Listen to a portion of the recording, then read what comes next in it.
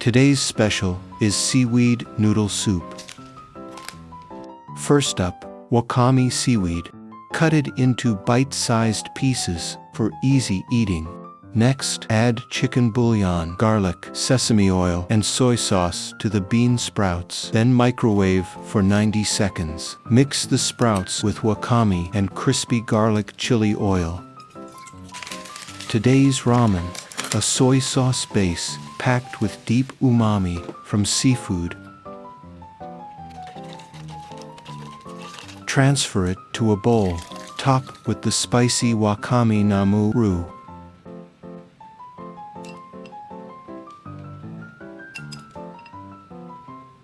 And finish it off with a generous sprinkle of Korean seaweed. A flavor-packed bowl full of ocean goodness. Don't miss out. Give it a try.